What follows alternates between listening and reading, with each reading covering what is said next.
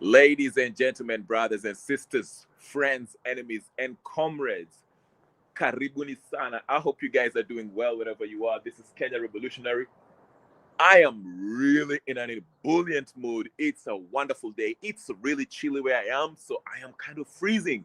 That's the reason why I probably won't be here for long. I'll just keep this video as short as possible, but I have to discuss this. I'm Nagani. I have to discuss what's going on. So, as you know, for those of you who are still new, who don't know about this channel, my name is Kenya Revolutionary, as I've just explained.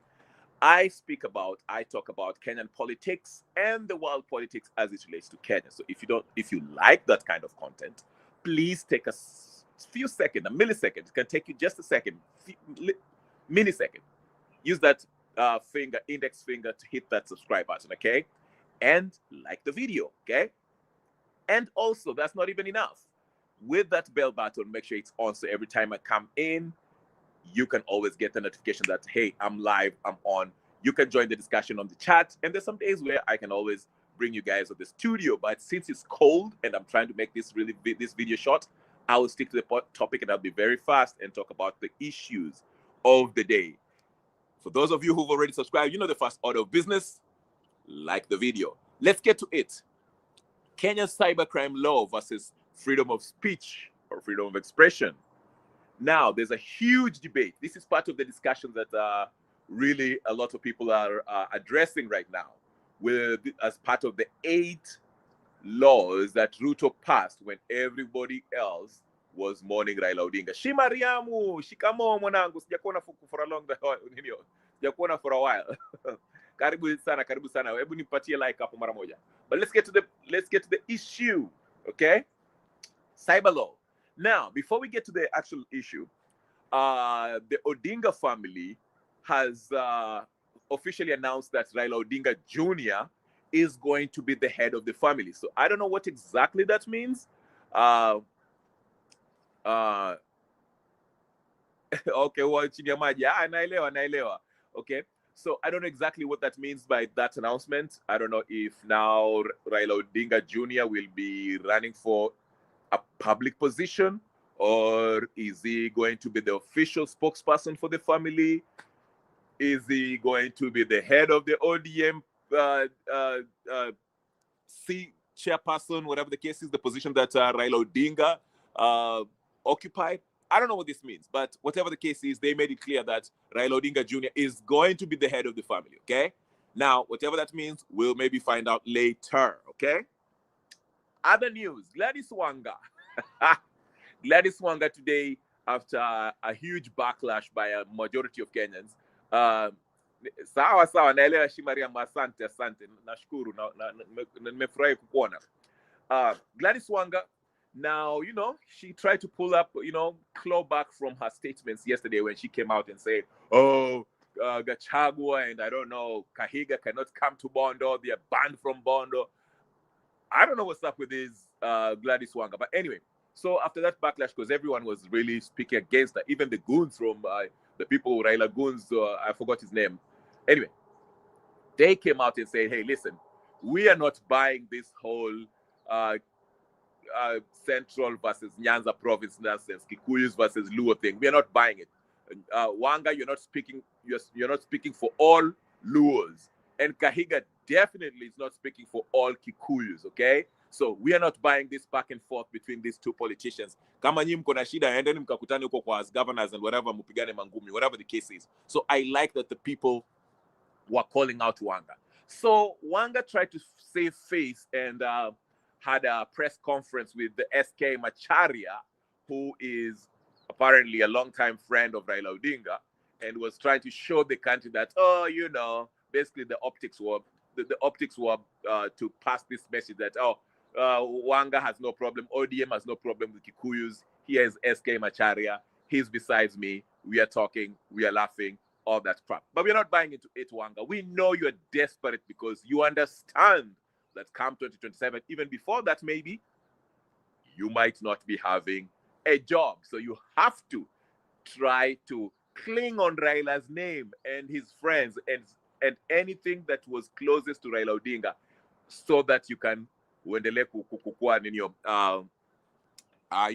kind of with the hopes of having the support from the people by the fact that people like Raila Odinga. Okay, so let's get to it. Kenya cybercrime laws. Okay, so in this computer misuse and cybercrime law, there's a particular section that has a lot of people troubled with it, which is section 27, subsection 1B and C, which is in contention here. This is what, it talks about. Basically, it addresses the whole trolling thing. The reason why you see on the thumbnail, there's a picture of Raila Odinga Jr.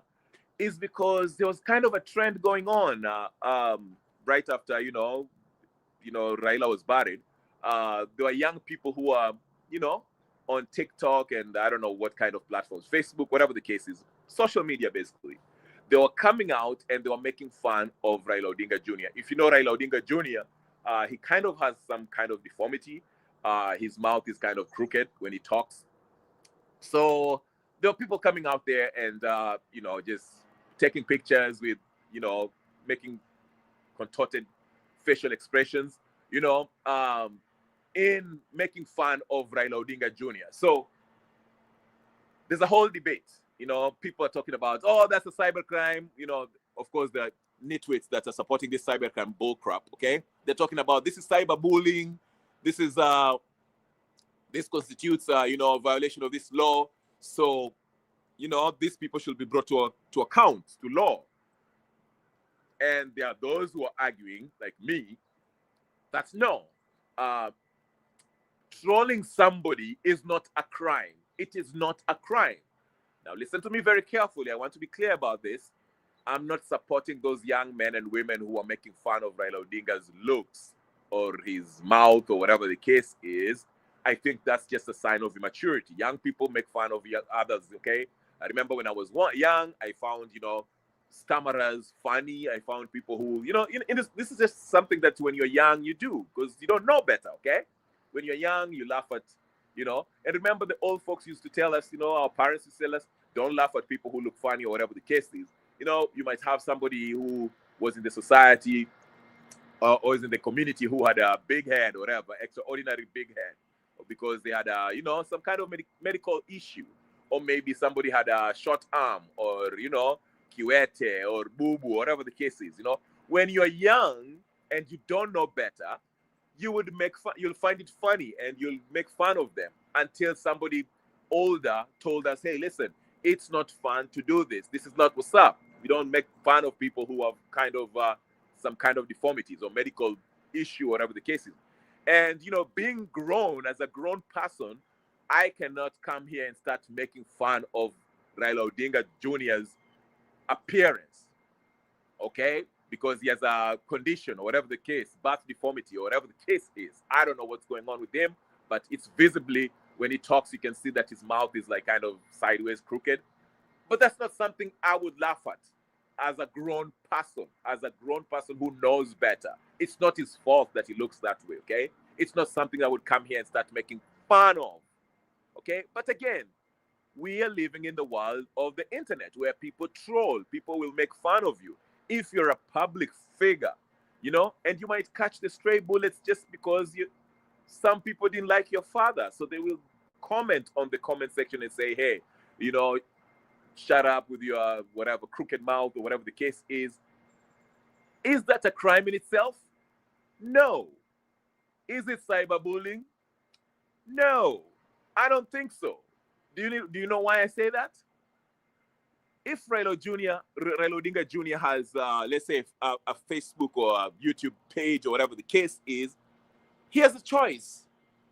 He can actually block the people who are making fun of him. He can ignore them.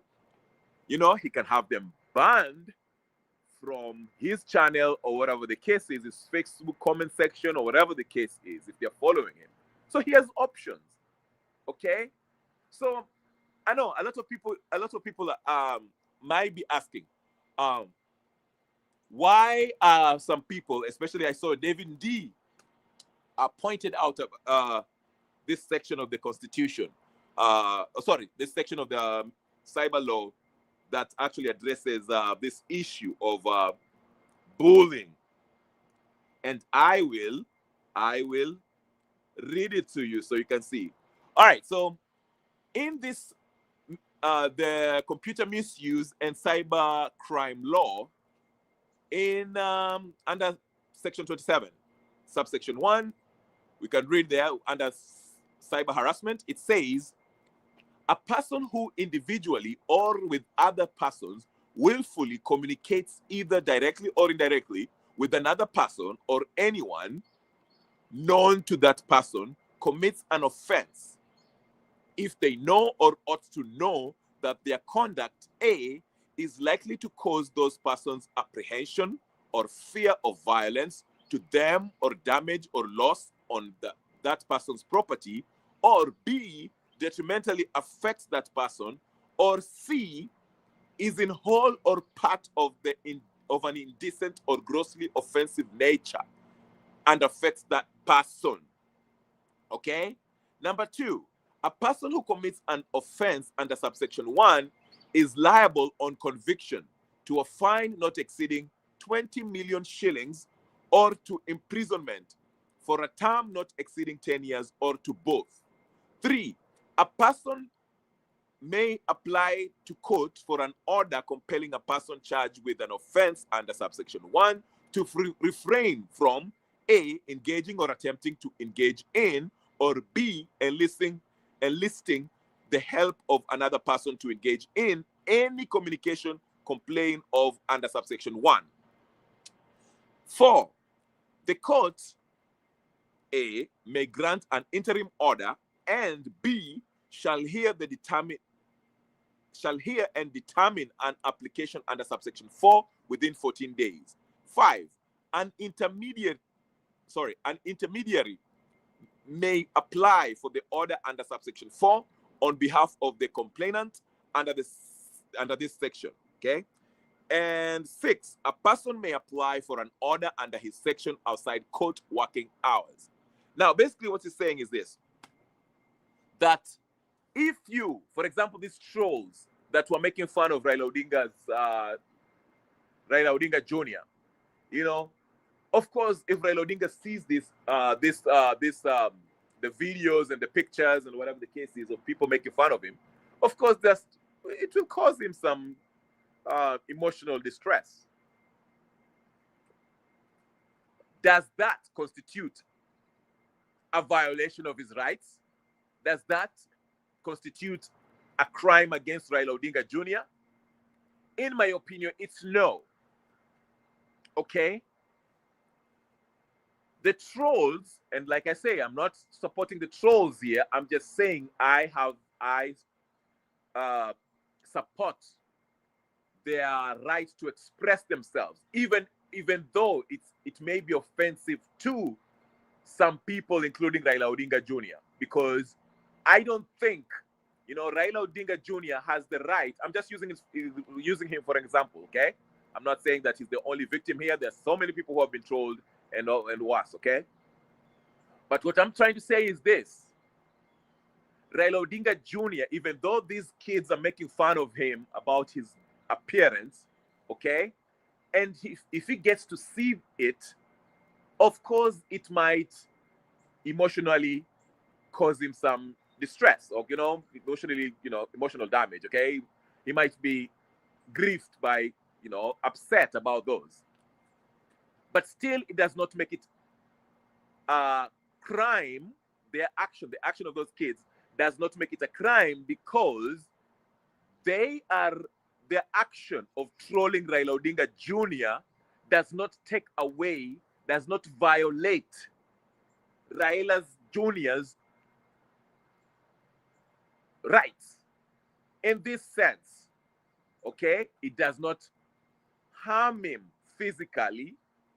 Emotionally, it might harm Raila Odinga Jr., but it is something that he can control. Okay?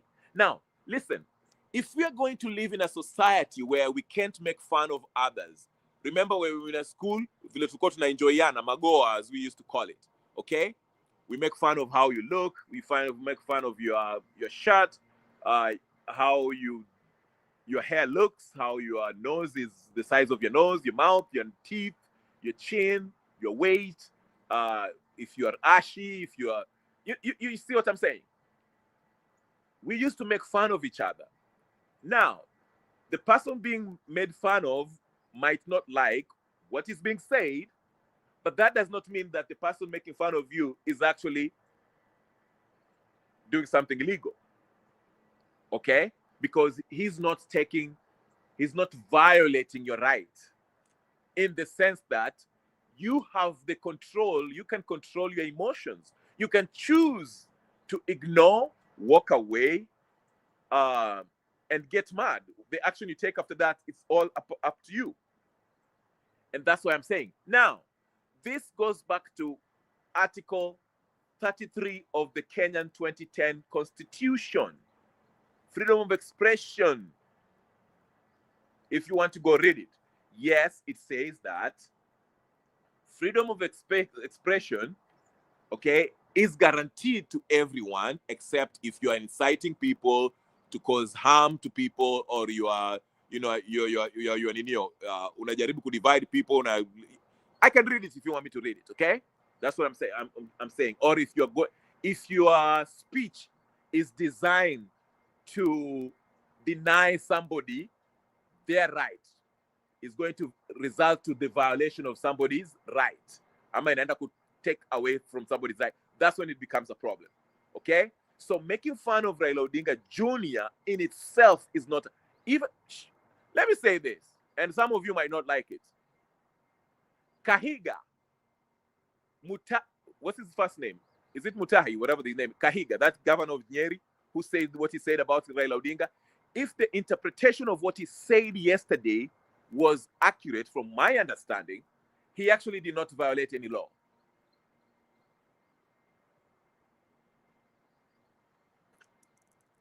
Yeah, he did not violate any law. He might say something that is in bad taste, okay? Given the circumstances. Raila has just been buried. People are still mourning Raila Odinga. All he said, from my understanding, ladies and gentlemen, brothers and sisters, friends, enemies, and comrades, distinguished guests, he said, thank God Raila is dead. I'm paraphrasing. Thank God Raila is dead. And he's the biggest enemy of our people in Central Province. Okay? And God doesn't sleep in Kayole or whatever the case. Basically saying that thank God Raila is dead. I'm just paraphrasing what Kahiga said. Now, is it offensive? Yes, it is offensive. Highly offensive, knowing the fact that what he said is actually, Raila Odinga is loved by many. Okay? Will it cause grief to the Raila family if they hear it? Absolutely. Okay? Does it violate the rights of Raila Odinga's family or those people who are offended? No. Now, if Kahiga said, thank God, Raila amekufa, ameuliwa, na tutazidi kuua hao Wajaluo, then it will be a crime. Because now he's inciting the public against a certain community, tribe. You understand? His speech was divisive in nature because the implications are that the people of Central were happy about the Raila's death. But that's his speech as an individual. It is offensive. The offense is committed by the individual named Kahiga. But he hasn't broken any law. Some people are screaming, oh, hate speech, hate speech. It's not hate speech. It's not. The man simply was expressing his feeling about the death of his political enemy. Or maybe Raila was his personal enemy. I don't know. But expressing your feeling about somebody who is dead, okay, is not a crime. You can't conscript everyone into mourning a political figure who we all may not feel the same way about him. Not everyone likes Raila Odinga. Now, it will be wise, even if you don't like Raila Odinga and you understand that there are a lot of people who like him, it will be wise for you to not say things like that, given the fact that majority of the people are still mourning him. It's wise to just be quiet. Watch your mziki. You know, let everything go, bygones, bygones. Okay? You can mention it in the future if you're having a debate about Raila's legacy. Then you can come up and say, hey, Raila Odinga was not a reformist. He was not for these reasons, A, B, C, and G. That's wisdom. But just because you say something that's not wise does not mean it's illegal. Like I said, Kahiga did not violate any law by saying that, thank God Raila is dead. That's not violating it. Actually, I didn't see any offense. I didn't see anything offensive about what he said because I knew that is the kind of thing that Kahiga would say. Okay? So I think the media made it bigger than what it was. Was it offensive? Yes, it was offensive. Was it a big deal? In my opinion, it shouldn't be a big deal, but they made it a big deal. Like I say, for the reasons that I mentioned, they are trying to make it, they're trying to bring this Luos versus Kikuyu nonsense. I like what somebody said, that how come somebody videotaped that part that Kahiga said, and all of a sudden, all the news media picked it up and it went viral, and all of a sudden, everyone is on Kahiga's nuts. And after that, Gladys Wanga also comes up with a press conference and says what she says. You can see this was something that was planned. But I have mentioned this in the context of protected speech. What is protected speech and what is not? Article 33 of the Kenyan Constitution actually mentioned this. Go read it. Okay? For those of you who are easily offended, just listen. Just because you get offended by something does not mean it's illegal. That's the statement. That's the message I want to say here today. Just because you are easily offended by something does not mean it's illegal. Okay? So, while I say those videos and picture images of those young men making fun of Raila Odinga's appearance, Raila Odinga Jr.'s appearance, may be offensive to many, but they are not illegal. It does not violate the rights of Raila Odinga Jr. because Raila Odinga has control over the situation. He can choose to ignore, block, or not react to what those young folks were actually posting in social media. You understand? Even in lawsuits, if you want to sue somebody, okay, the threshold is always, let's say if I posted something, I'm using this as an example again. David Maina, karibu sana. And I read your comment. I like your comment. For example, if I said something offensive about Shi Mariam, and I say, Shi Mariam, you are ugly, you look like a monster, and I start making fun of you. If she was to sue me in a court of law, you have to prove that what I said caused you damage. Not just emotionally, it made you lose. Loss of financial loss, or, you know, it ended up to somebody alikupiga kwa sababu of what I said. You know, there's the threshold that can be met. That's why you see, if you're a public figure and I lie about you, niseme ati wewe umeiba pesa. Now, you can take me to court and say, okay, you say that I mismanage some public funds. Can you prove it in the court of law, or else there'll be consequences on me? Kwa sababu hiyo nakuharibia jina. Okay?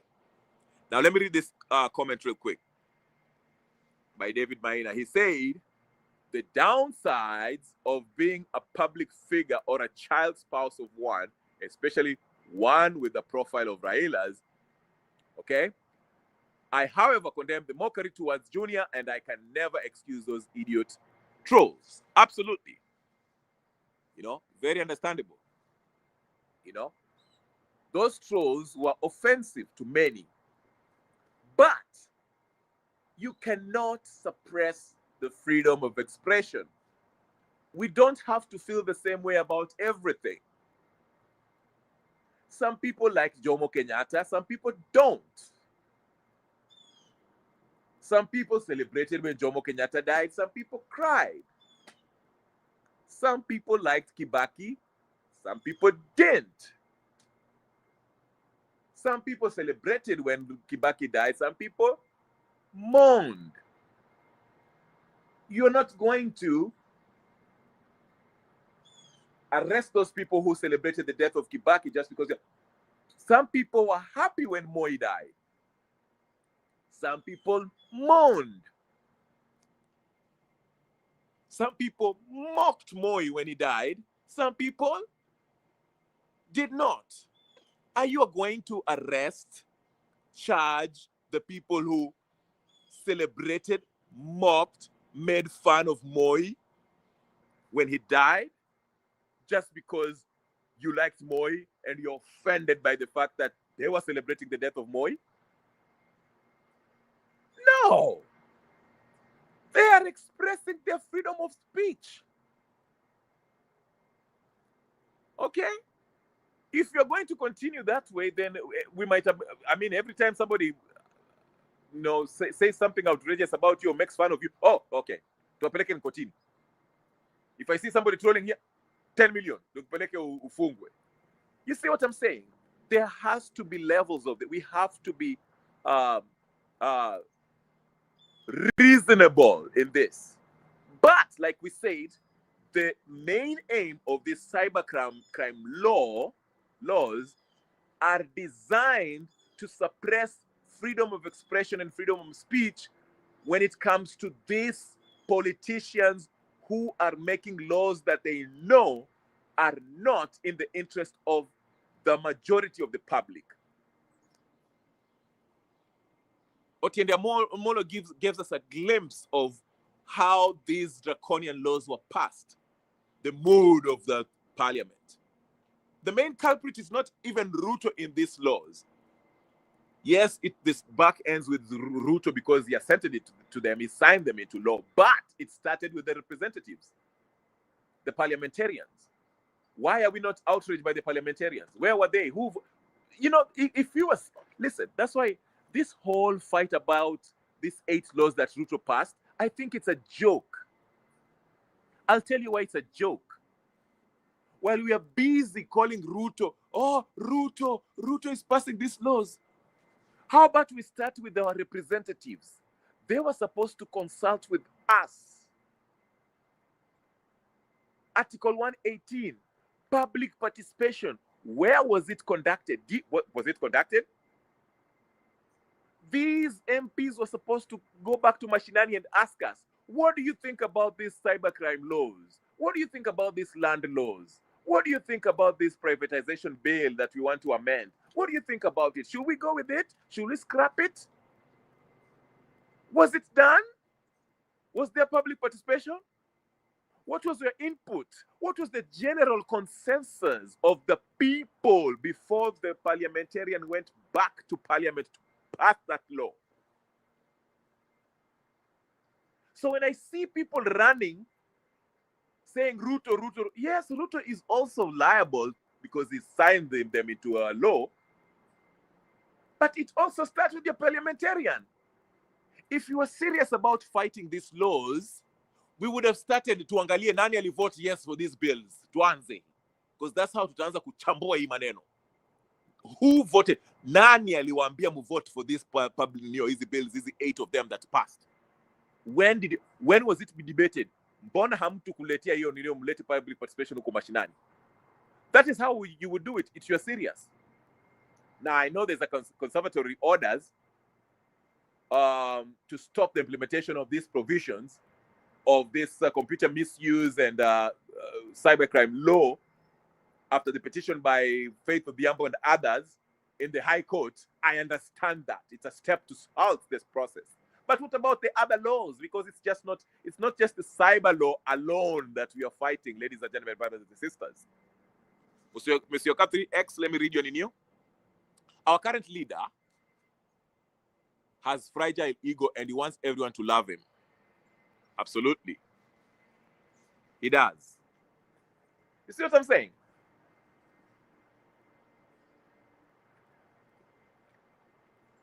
The laws have been halted temporarily because the hearing is on November 5th, I believe.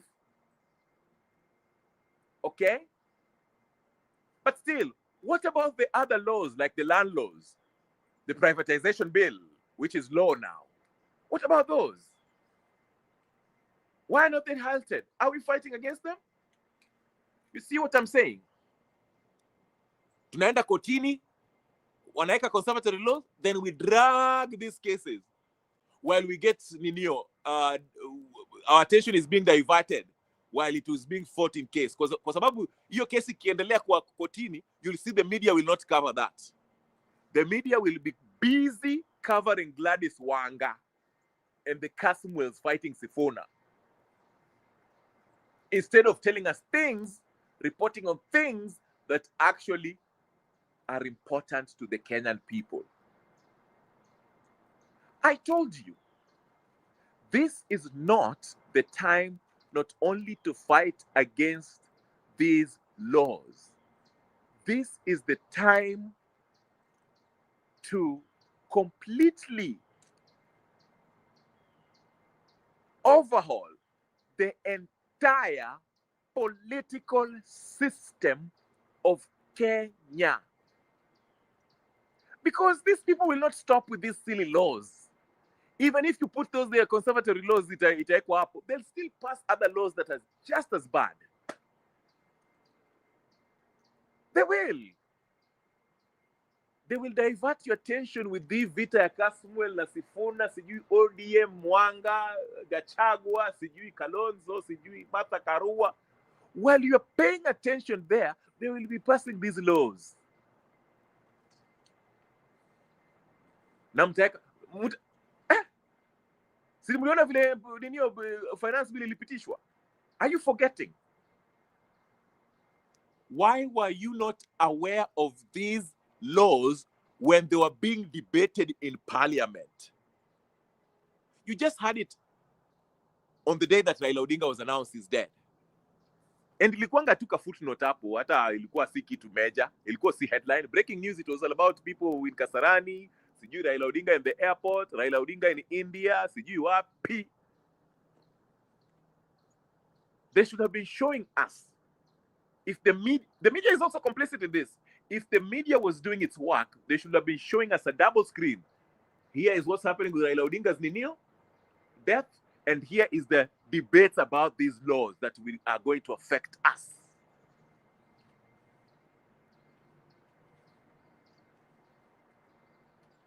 So here you are.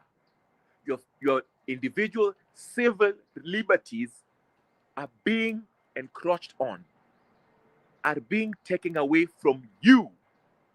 Your land is being taken away from you. While you argue and fight about things that are inconsequential, like, oh, who is going to be the next Secretary General of ODM? Oh, what's next for ODM? Is ODM going to be split? Oh, 2027, what coalition will Ruto join? Oh, what will this and that and that? Political decisions, political theater, political posturing and postulations and drama that really do not mean anything and affect nothing in your day-to-day life. But the laws that they are passing will affect you because you will not be able to express yourselves regarding these laws. You will not be able to express yourself when they take these lands from you. You will not be able to express yourselves when they raise taxes to a point where you will not be able to even keep this land that you struggle so hard to own or to buy, or that was passed on from your parents and great-grandparents. Does Kenya need more laws? Isn't enforcement the problem? So when citizens demand accountability, you silence them. So why should they pay taxes? Absolutely. This is why sometimes I blame the citizens. What is happening in Kenya, the only remedy is a revolution, not laws.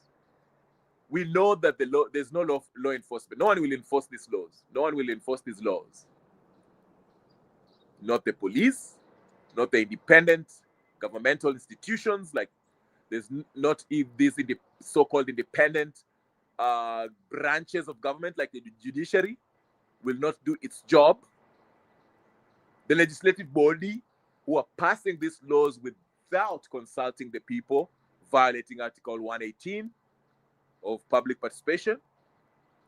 The president, who at this point does not give one it's about anybody else but himself and his friends. Thank you, Mugende. I see you. Karibu sana. So you see what I'm saying? So the system has collapsed. Kenya is a failed state. There's no democracy. It was never a democracy in the first place. It's just democratic in paper. Kenya is only a republic on paper. Kenya only has laws on paper. Kenya has only representatives on paper. These are not representatives. They are criminals. Starting from the president himself, Ruto, and the whole executive branch, the legislative body, the whole legislative body are criminals. What do you call somebody who breaks the law? Criminal. The judiciary, criminals. The police, who are supposed to be independent, criminals. IEBC, criminals. So you have criminals passing laws that actually violate the Constitution. Basically, criminals are making laws that are criminal in itself.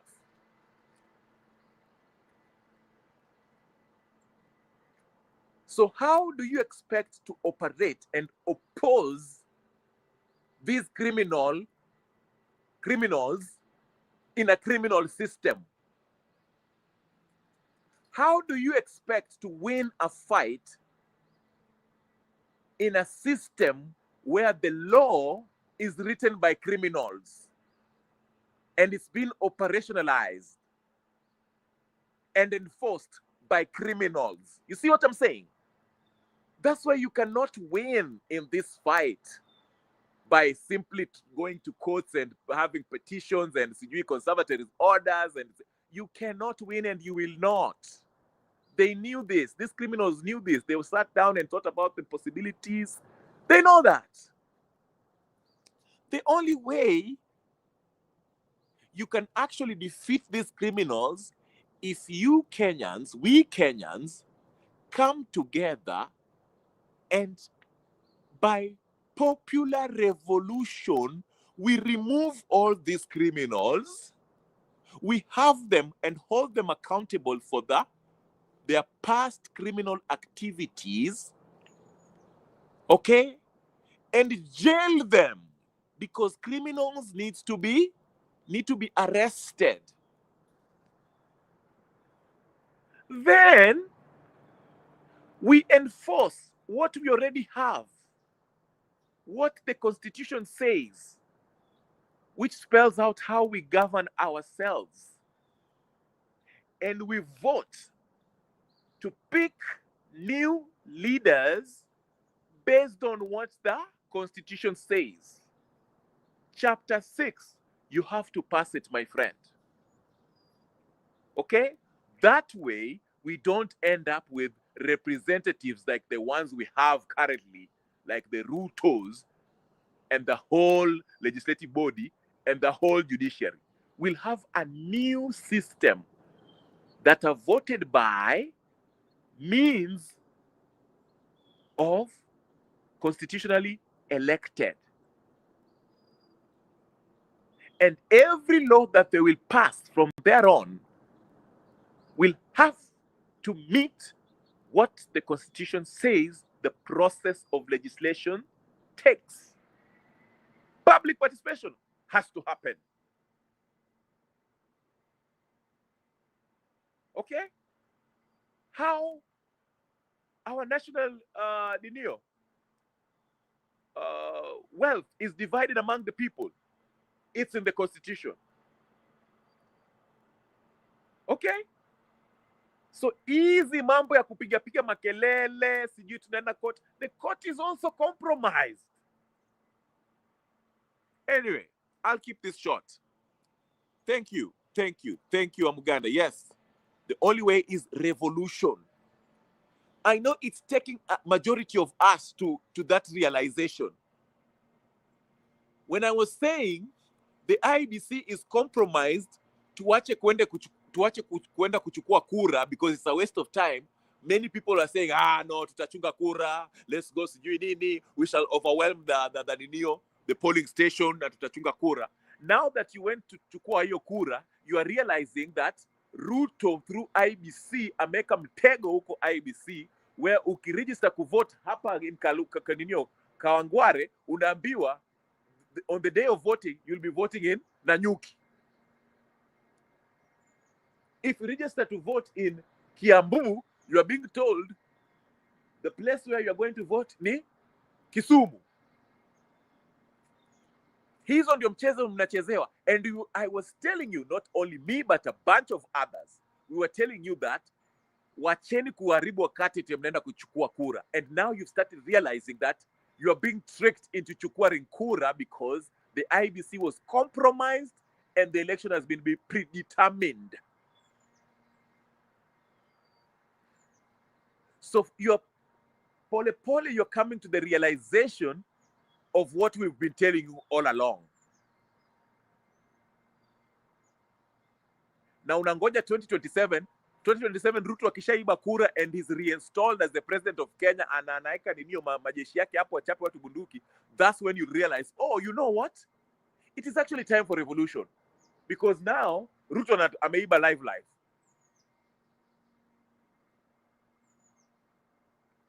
Well, we were telling you early. Mapema ndio best, ama?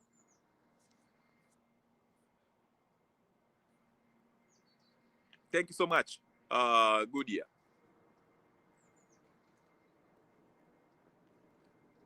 Majority of Kenyans shall realize the need for a revolution once Ruto steals the election in 2027. That's when we realize.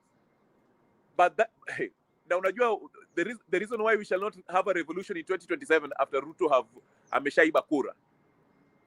Ruto is very clever. Anawacheza kwa sababu you're not paying attention. That's the only reason why he's clever, because you're not paying attention. Once Ruto steals the election and is announced the president, there'll be a huge propaganda to justify his win.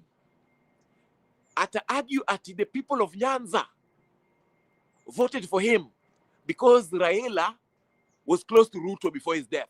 They were working together. You see wakina Kasmuel, these NIS agents, how they are operating. Saizi wanasema ati, endorse Ruto. Hata Gachu, you know, if you don't you find it funny? Gaucho and Kasmuel are saying the same thing. Kasmuel yesterday said, you know, if Ruto keeps fulfill all the masharti za easy blood-based government MOU, he will have no problem voting for Ruto in 2027. Owedi and somebody else came out and say Raila was secretly planning on choosing Ruto as the presidential candidate in 2027, which is a lie because we know what Raila said before he died. Gaucho came out and said, oh, Ruto is the spokesman of the Luo nation today.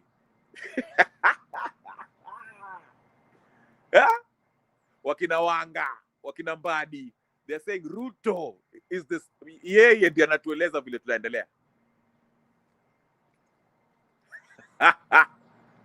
Yeah? You see the game, unaona your game. The reason why you will not have a revolution in 2027 is this. Ndio maana nawaambia revolution inafaa kuanza saa hizi. I know revolution is a process. It doesn't start in one day. But the reason why I'm telling you this is the best time to start. By 2027, you will be so divided in tribe. You will be so divided in tribal lineage kwa sababu utaanza kusikia watu wakisema wale Wajaluo ndio wamefanya Ruto wamekuwa re-elected. The same thing you had Wajaluo were saying in Jakaranda. At it is the Kikuyus who put Ruto there. Wacheni kulia. Nyinyi ndio mlipigia Ruto hii 2022. Sasa kuleni hiyo ujeuri yenu. So unasikia hiyo tribal division ambayo inawekwangwa hivyo. So once Ruto becomes president in 2027, stealing the election,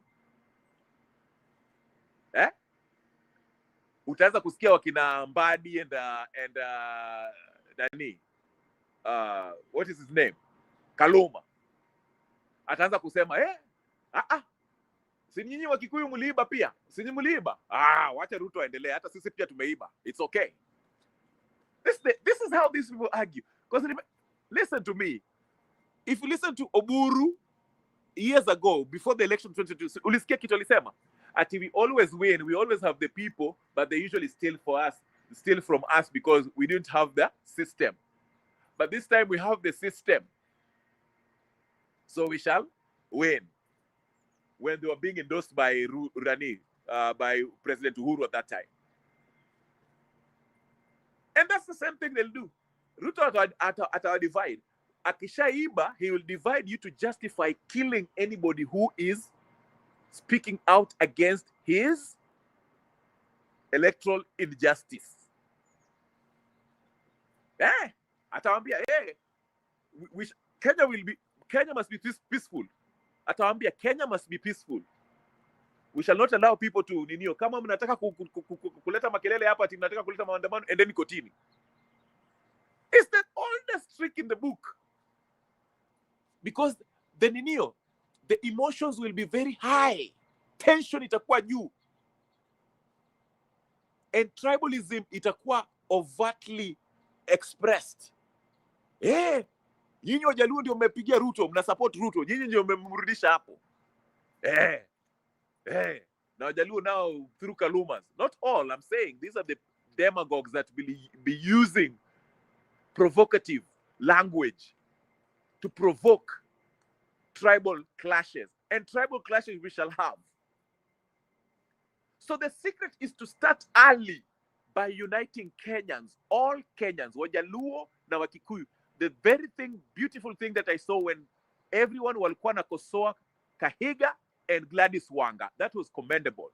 Let's keep with that spirit of oneness, one Kenya, and use that energy to say Ruto must resign. Demand. Sio tafadhali. Demand Ruto must resign. Kwa sababu tukifika election, unataka hii siasa inakuja hapa hivi. Utasikia Sifuna hivi, sijui nini. You'll be distracted by a lot of nonsense. Political nonsense. And it will be heavily laced with tribal undertones. Ukabila. Wale ndio walipigia Ruto wakaweka Ruto hapo. Msianze kulia. It is our turn to eat. Hata sisi tuko kwa serikali. And wale nao watasema hawa wajaka hawa. Wamerogwa. Raila amekufa na bado wanafuata mambo ya Raila na wanafuatia Ruto saizi. Githinji. Those are the kind of language that are used to divide you. But now that we recognize that they're trying to divide us, let's not pay attention to their nonsense. Let's demand for something that we long for, that we know is the only remedy, which is a popular, peaceful revolution. What we saw happen in Nepal. Shoot, before Nepal, it was Kenya that actually started the movement, Gen Z thing. Kahawa break. Please subscribe while I drink my kahawa.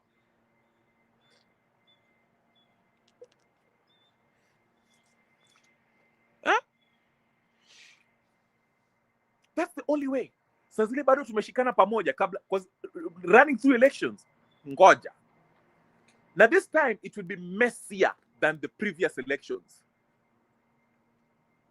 So tushikane pamoja na tuondoe hawa watu. Anyway, ladies and gentlemen, brothers and sisters, friends, enemies and comrades, I just wanted to talk about that Kenya cyber crime law versus freedom of speech. Okay? Again, like I say, in my opinion, I think this is a huge distraction. We are not going to, it's not going to be overturned, in my opinion. Okay? We are going to be distracted by news of Gladys Wanga, Sifuna leaving ODM, sijui Kasmuel, sijui Babu Owino, sijui Raila Odinga Jr. running for Kibera, I don't know, MP Langata, sijui Winnie Mandela, Winnie. Lots of distraction are coming up. And you will lose your focus from what is happening at the courts. Because if I was to ask you, do you remember when did the parliamentarians pass these 8 laws that we are now to kapigania? Okay? That's what I'm saying. Do you remember when these ninio, wana siasa walipitisha hizo laws za ninio? Ya hiyo land laws na CyberCrime? We don't remember. Okay? It will be the same thing. You will not hear what will happen in the news about the ruling on this cyber laws and land laws and privatization bill and all this stuff. You will not hear it. Okay? But anyway, guys, that's what I wanted to talk about. Please do me a favor, like, share, subscribe, do all the good stuff, comment, and all that. Mweke